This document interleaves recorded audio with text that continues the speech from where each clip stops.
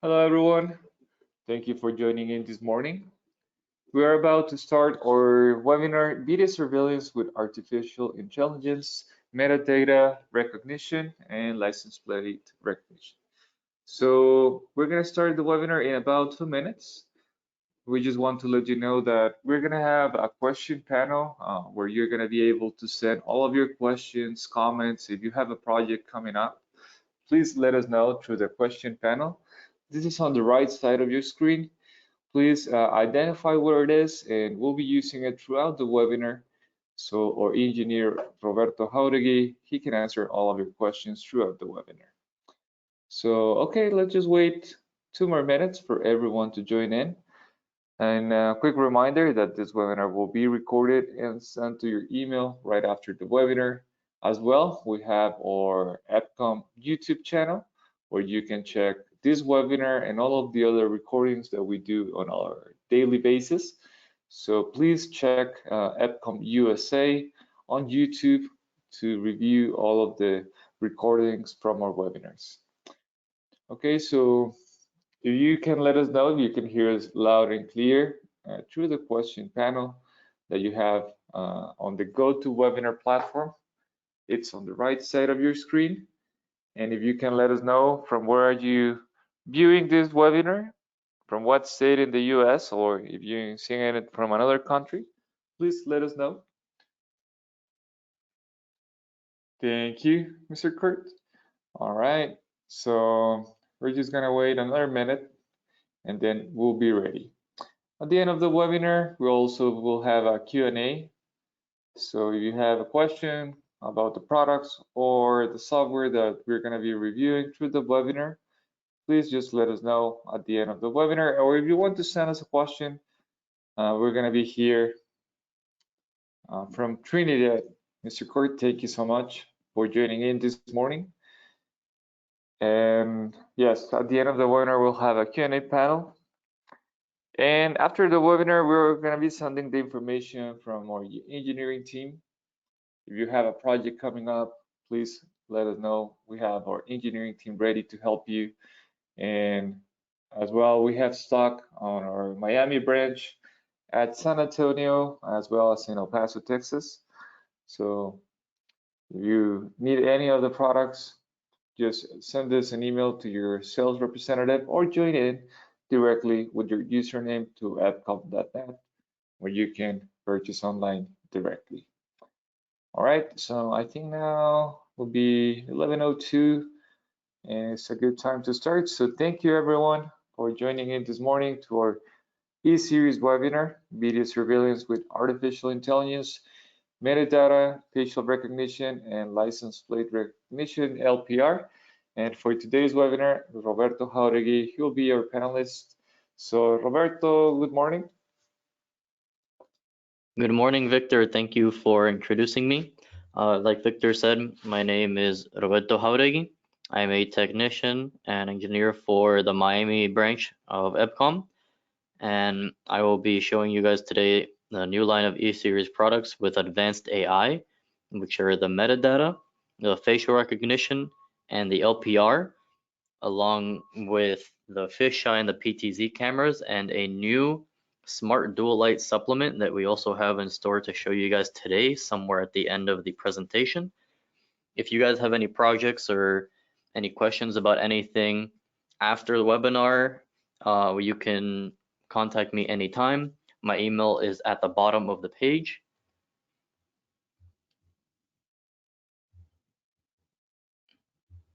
Right here, if you can see my cursor.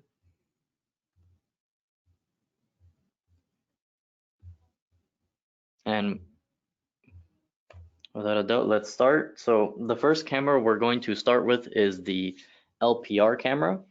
It is a 4 megapixel license plate recognition camera. It also comes with the basic advanced features. So motion detection, line crossing, region entrance and exiting, and intrusion detection. But it also comes with advanced AI, which is the LPR function of the camera.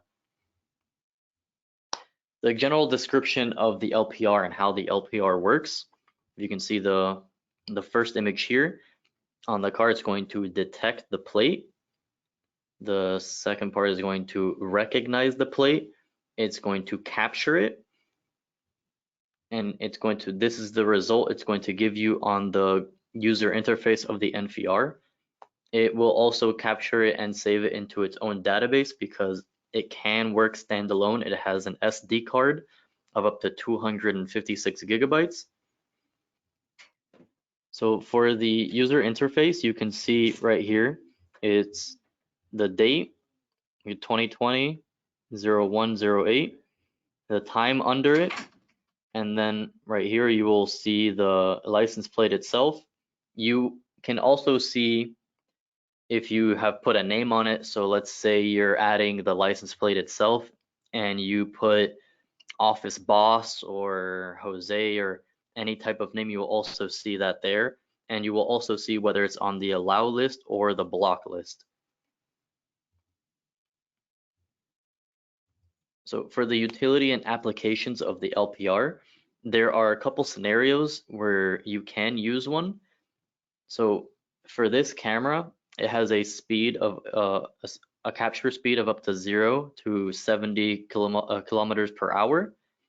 What that means is you can use them in and on highways, you can use them on streets to capture plates, or you can just use them as a entrance to any gated communities. But you can only use them for entrance and exiting. You don't want to use two LPRs for entrance and exiting.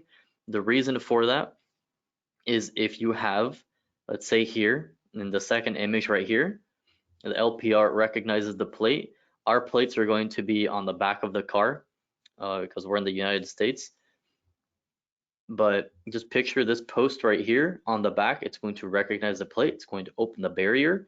If you have another camera in the front and the car passes, it's going to also recognize that plate for exiting and keep the barrier open. You don't want that because another car can be behind the car coming in. It may or may not have access and it can just go on through because the barrier is still open. So these are some of the applicable scenarios as I was talking about earlier. We have the barrier control. The camera has three types. It has an audio input and output. It has a relay, a dry contact for input output, and it has a Wigand output as well. So you can put any reader or a keypad. You can basically for double security. And here you can see in the first image, as I was talking, one for entering and one for exiting. So there's no confusion leaving the barrier open or anything. You can also use it for road surveillance. So like I said, the maximum speed that it can capture is 70 kilometers per hour. You can use it for vehicle management. So in a parking lot, you can capture the vehicles and the license plates that are in that parking lot. And you can use it for investigation because the camera does work standalone. So and it also has a database that you can search each plate individually, or you can search it by car as well.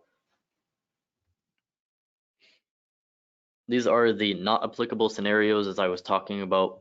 You don't want to have an entrance and an exit. You don't want to share it. This is the correct scenario that you want it. You want to install it in, one for entrance and one for exit. So these are some of the installation requirements. The plate percentage, the minimum plate percentage you want the plate at is at 6% and the maximum is 50%. So what this means is in this image right here, you can see that the maximum is 50 for the outer square and the minimum for the inner square is 6%. What does that mean? The max square is where you want the outer rings of the plate to be, and the inner square is basically right in the middle of where the license plate numbers are going to come. It all varies on installation. You're not going to have a 6% to 50% every installation. Another thing is the installation angle and the how high you're gonna have the post. So 1.3 meters to 1.8 meters is the sweet spot for most of the installations that you're going to be using it for. There are scenarios where you will be using it higher in water houses for semi trucks. Normally, since the semi trucks have the license plates in between the trailer itself and the semi truck, some have it on behind the trailer, but like I said, the installation varies. So normally 1.3, 1.8 meters would be the ideal spot with an angle of 15 degrees. And the recognition distance is around 3 meters. So you can play with that a little bit. These are the characteristics of the product as a compression of H.265 plus. What that means is it's an encoding type that basically uses less bandwidth. It's a 4 megapixel 30 fps camera, has a WDR of 120 dB, has a reset button on the back of the camera, has a micro SD slot up to 256 gigabytes, and it is PoE standard, which is 802.3 AF. Some of the functions of the camera is the license plate recognition, and it also has vehicle type detection. So what color car it is, what year it's coming from. It also has watermark and privacy mask.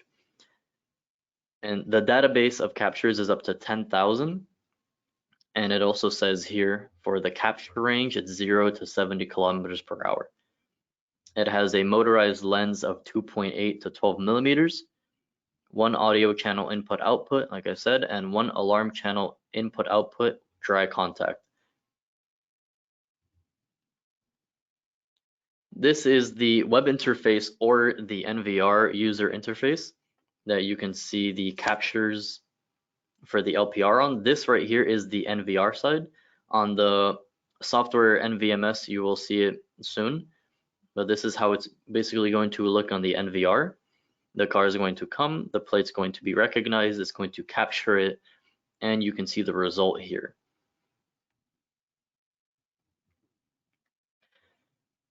This is how it's going to look on the web interface. And this is the database. So we have two plates here. And here's the search option where you can search the plates on the database. We have the time in and time out. So you put the date and the time, and the date and the time. And then you'll have right here on the bottom option, you'll have type of list, whether it's on the allow list or the block list, or if it's a stranger. You can also filter by license plate number if you have the license plate and you just want to filter by that license plate. You can see here, they found the license plate, they clicked on it, and it'll give you a small playback of when it was captured.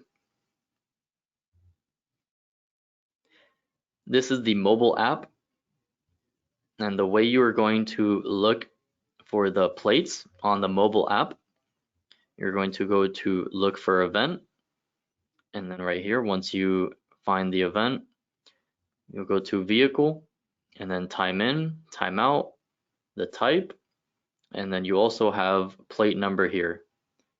Once you find these are the results, you click on say number 1 or number 2, and it'll give you as well a small playback of when the plate was captured. On the mobile app, there is also a remote activation of the relay. You can either open or close the barrier. You can see right here, alarm out. This is the open, and this is the close. And this is a small video on how the parking management of the LPR is going to work.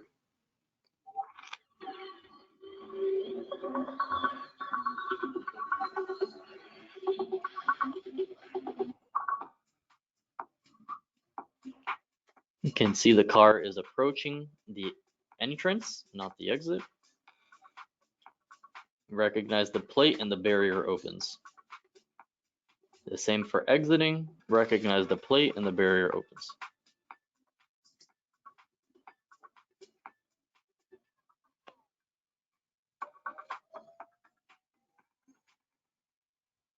Here it gives you a rough estimate of the angle, the height, and the distance that it's going to read. The barrier opens it. It's on the allow list, and the car passes through.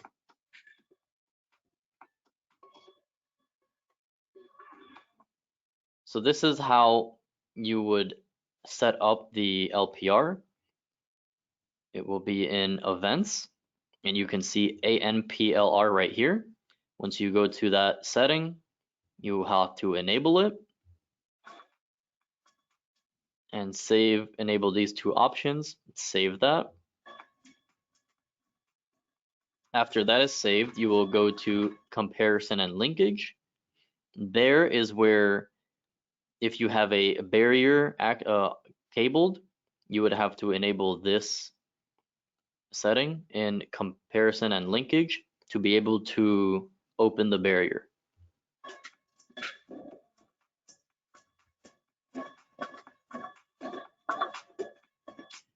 Once that's saved, you can go to the area. If you think the area is off, you can adjust the area here with the min and the max.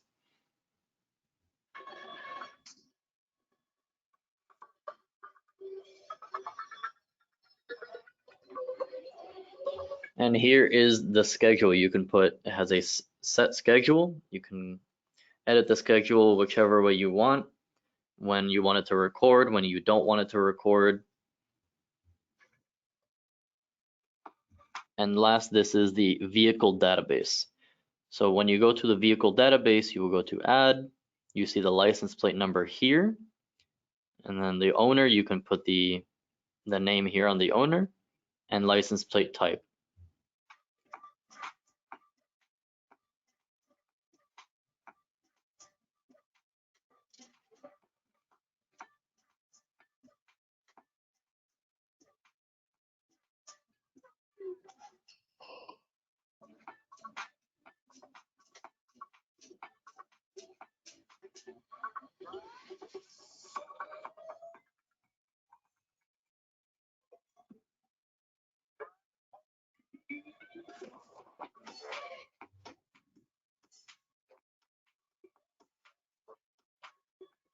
And that is basically the functions of the LPR camera. Now we're going to talk a little bit about the fisheye. The fisheye that we have is a 6 megapixel camera. What is basically a fisheye?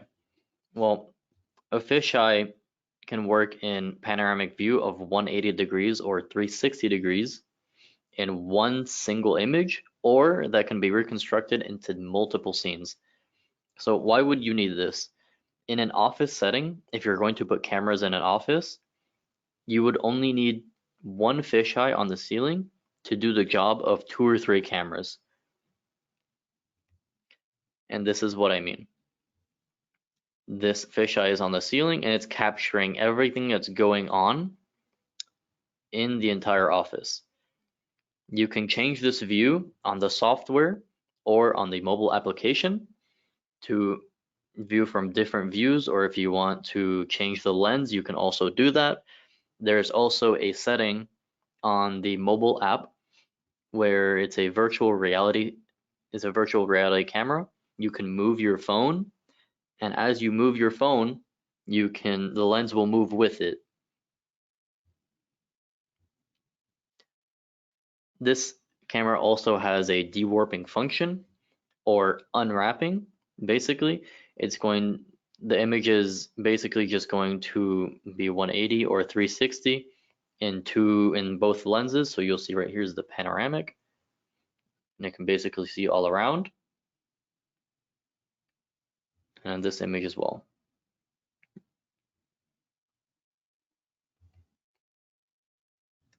This is the fisheye on our NVMS software. This is on the computer.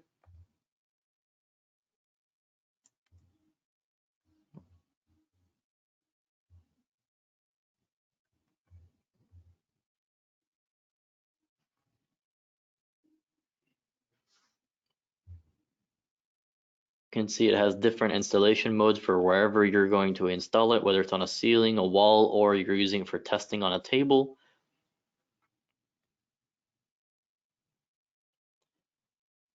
Another thing that you saw there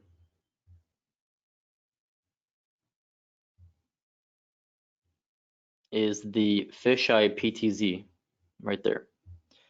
What this setting will do is if you have this display mode or any display mode, once you activate this setting, you can move yourself, the lens of the camera. You can click and drag it to wherever you want it to look.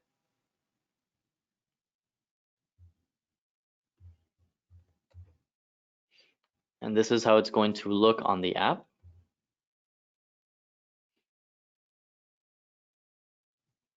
There is the VR setting I was talking about.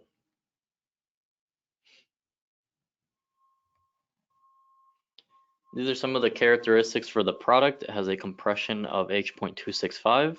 It's 6 megapixels, 30 frames, and it has a digital WDR.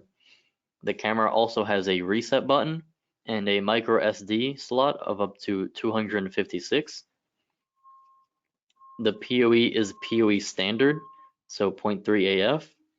The functions of this camera has dewarping, water mask, and privacy mask, and it also has a built-in microphone along with basic AI functionalities like motion detection, line crossing, region intrusion, and region entrance and exiting. The lens is a 1.1 millimeter lens, and you can use it for outdoor as well. Now we're going to talk about the PTZ. This particular PTZ is the 4 megapixel PTZ that comes with smart tracking. We also have a 8 megapixel version that also does smart tracking. So what is a PTZ? Basically, a PTZ is a camera that can move, that can pan the horizontal movement. It can move tilting, the vertical movement, or it can zoom. It enlarges or reduces the image. And it can be controlled from your mobile application, a joystick, or the NVMS software. This is a little video of how the PTZ is going to zoom in, how it can look at details. This is one at day.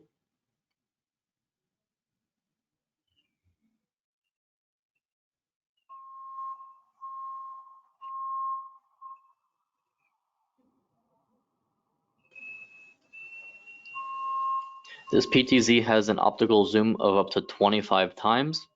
So as you can see here, it's zooming in on the fence. You can see the detail very clearly. You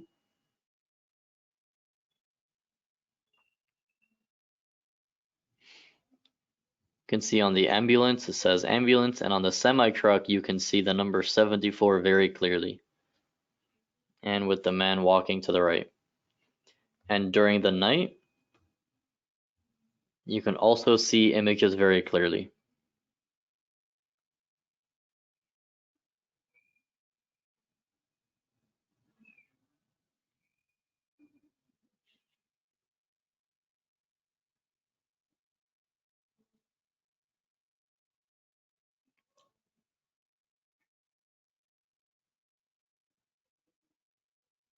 You can see that you could see the 74 on the semi-truck.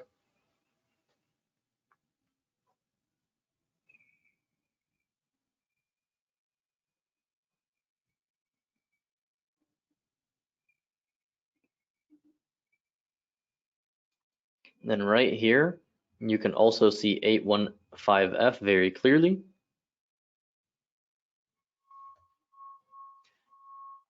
So The auto tracking with AI.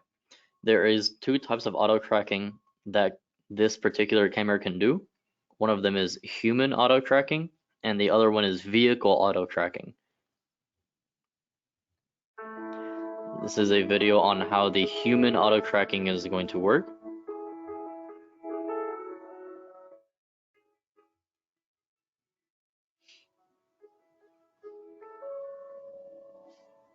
You basically set the area to whatever area you desire where you're going to track the human.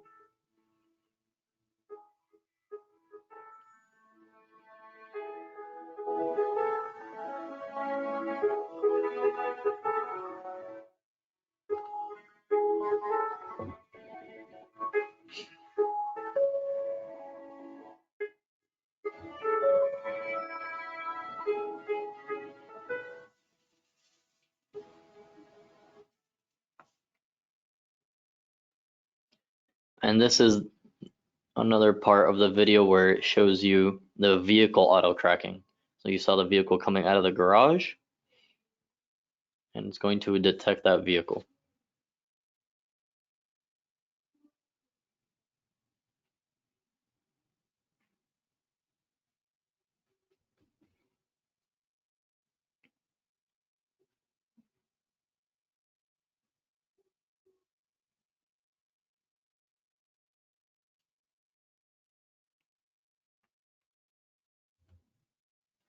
These are some of the product characteristics of the camera. It has a compression of 8.265 plus. It's 4 megapixels, 30 frames. But like I said earlier, we also have another version of this PTZ that's 8 megapixels. This particular one has a WDR of 120 dBs. It has an infrared radius of up to 150 meters. It has a reset button and a micro SD slot of up to 256 gigabytes. This is PoE plus, not standard. So the PoE plus that you would need is 802.3 AT. It has smart tracking for humans and vehicles, along with watermark, privacy mask, and all of the basic AI functionalities like motion detection, the line crossing as well, intrusion detection, region entrance and exiting, and it also has heat mapping. So this particular PTZ has 360 presets, it has 8 patrols, 4 patterns, and it also includes a wall support with the camera itself. It has a motorized lens of up to 4.8 to 120 millimeters, and it has an optical zoom of up to 25 times. It has one audio channel for input and output, and it has an alarm channel, input and output dry contact. And we're going to talk a little bit about the metadata. This is a mini dome IP camera that's 4 megapixels.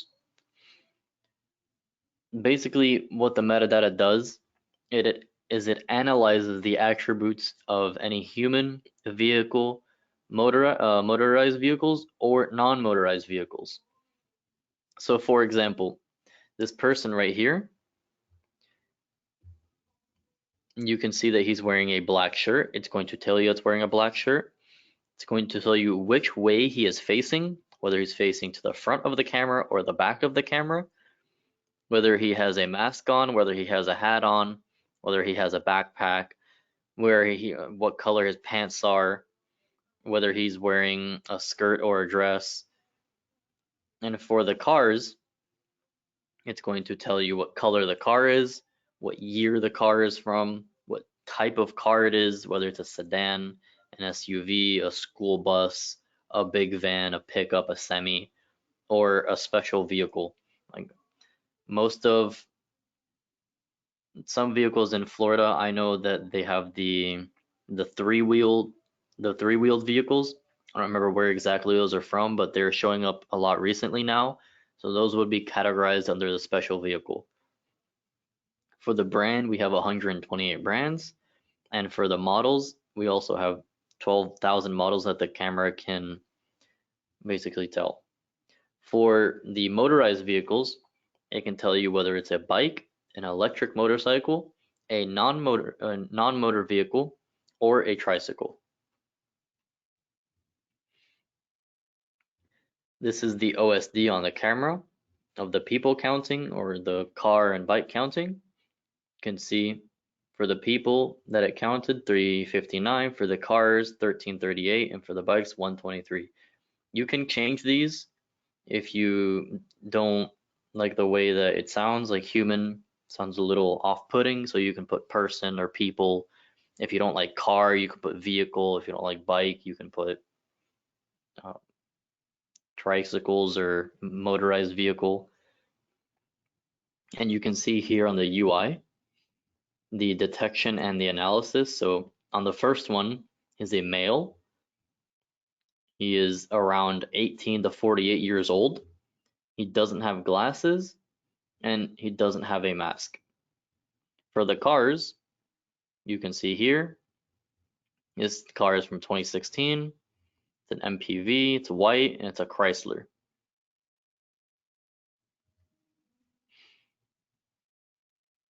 This is just another analysis of the people detection. Seeing it's a male. He's in his youth, 18 to 40. Direction is what I was talking about. He has his back face to the camera, so it's going to say direction back. And he doesn't have headgear, no glasses, no backpack. For the long and short sleeve, long sleeve, upper color green. He doesn't have a mask, and he doesn't have a shoulder bag. For the car detection, this is how it's going to look.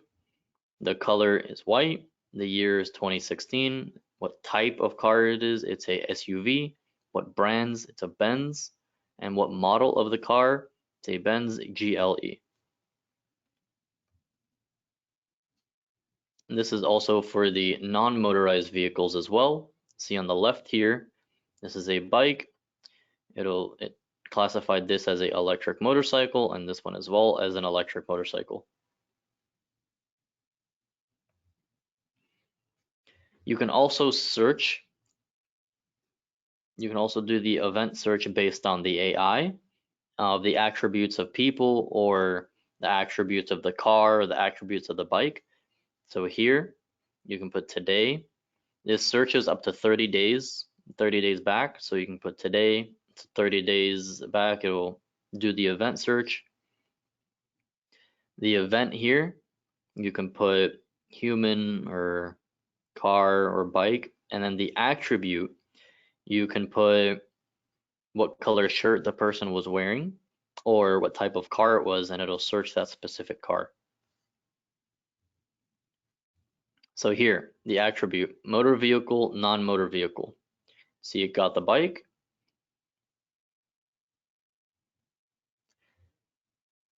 And these are some of the characteristics of the camera. This is the model down here. It has a compression of H.265 plus. It's 4 megapixels, 30 frames. Has a WDR of 120 dB. Has an infrared distance of 30 meters. It has a reset button, a micro SD slot of up to 256 gigabytes, and it is PoE standard, which is 0.3 AF.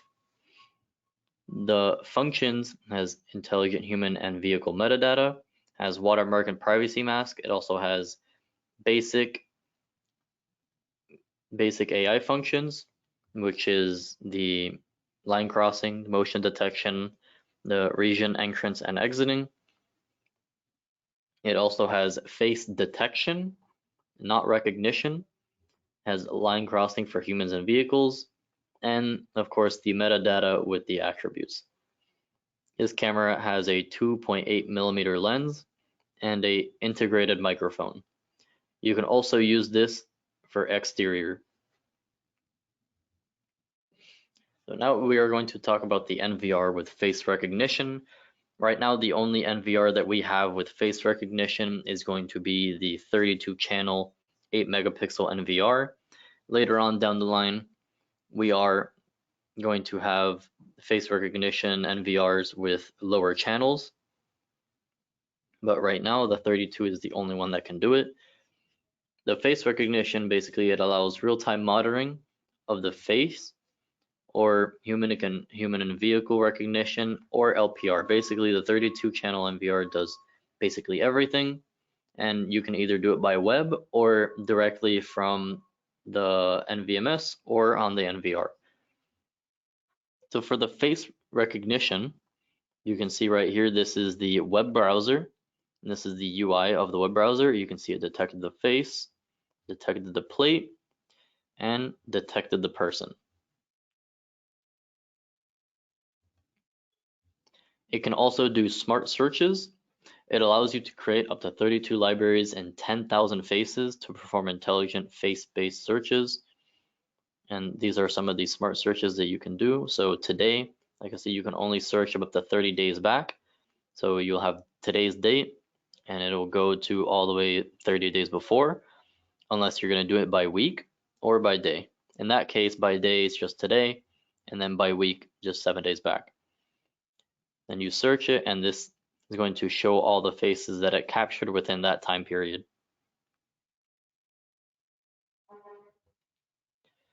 These are the characteristics of the NVR. It has a compression of H.265 plus, and it's 8 megapixels. It has 32 channels, and it has simultaneous 16 channel playback. It has 16 PoE ports and 4 hard drive slots of up to 12 terabytes, not 10. So in total, you'll be having 64 terabytes of available space if you do decide to use 4 hard drives. It has 2 RJ45 ports and a video output of up to 4K. The functions that it supports is facial recognition and LPR metadata. This NVR supports up to 6 channels with face recognition using cameras that support the face detection. So these are some of the cameras that do support it. You can see the models here.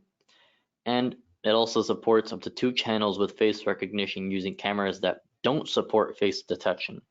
So in total, you'll have 8 channels that support face recognition, 6 using cameras that support it, and 2 using cameras that don't support it.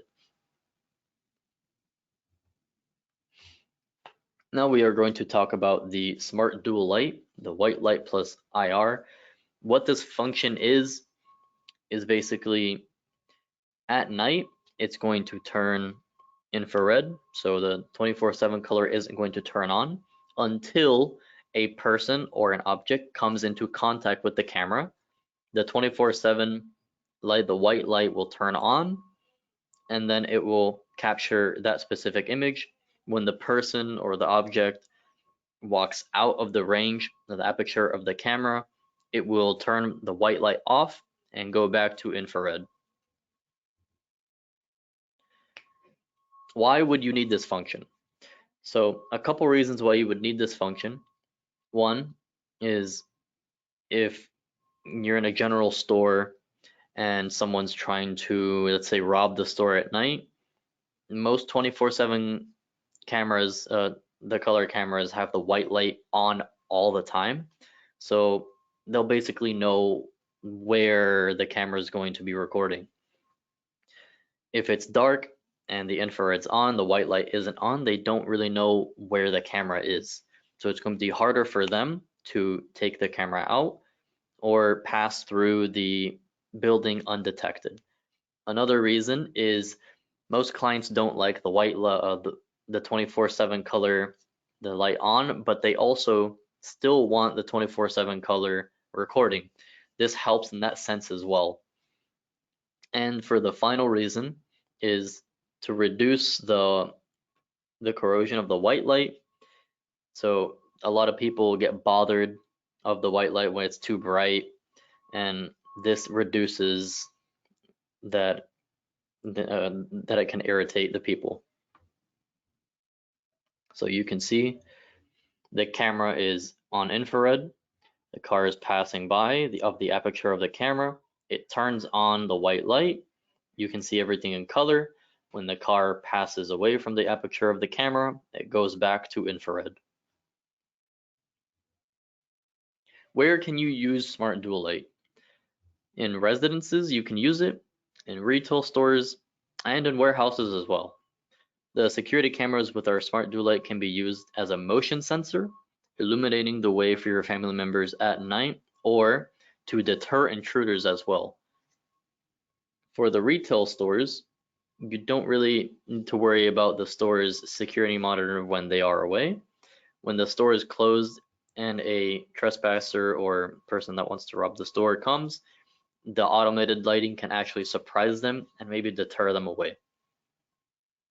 And for warehouses, the white light only turns on when an event occurs, and providing good flexibility and reliable protection for the goods and assets located inside that warehouse. These are some of the cameras that support the Smart Dual Light supplement. These are the models right here. So the XB82T, the Gen 3, the 82T, and the 82ZT. All of these products in our E-Series line, not just the products that I've showed you today, all of the E-Series products come NDAA compliant, and all of our E-Series products come with a 5-year warranty to all of the products that we have in the E-Series line. Last but not least, I would like to thank you guys for coming and joining me on the webinar. We do have a application coming soon that's basically everything in one. So all of the E-Series products are going to be able to be viewed on that application, whether it's cameras, NVRs, DVRs, TVI solutions. We're also coming out with a lot more products later on in the future, like intercoms and solar panel cameras as well. We're looking into those. So all of those products will be viewed in that application instead of having the hassle to go through 2 applications. And if you guys have any questions, I will be answering the questions right now.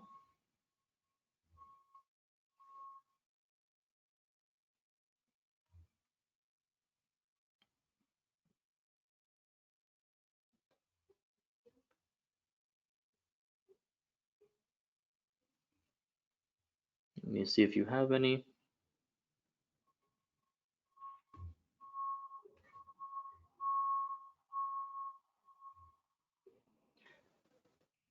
So a question from Kurt, could I please send your email address again? Sure. I will put it here on the screen once again.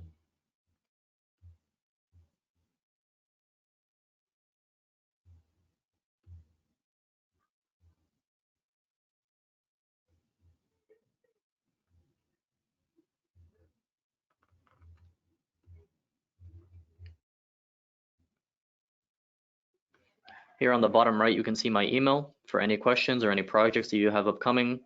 You can email me for any reason.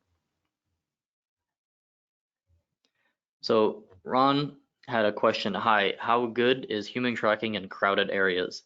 So for the human tracking in crowded areas, it's pretty good. You can also have the PTZ have a return function as well.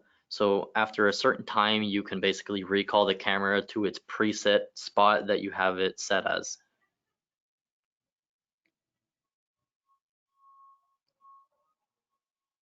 So we have a question from Willie.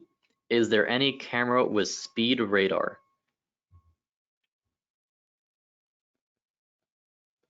So for the LPR, it doesn't exactly show the speedometer of the speed the car that's traveling. It's just that it can detect it at that speed.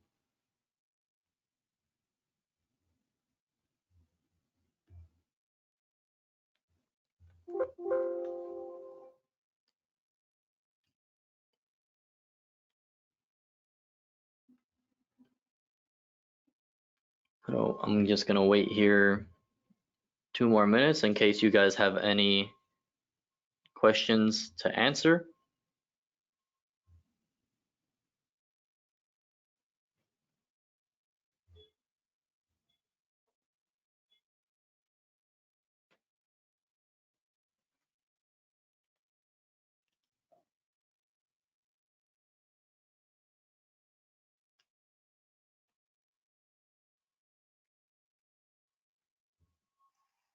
Okay, I currently don't see any questions.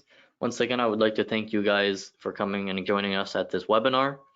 And thank you for being interested in the E-Series line and all of our products that we have in the line.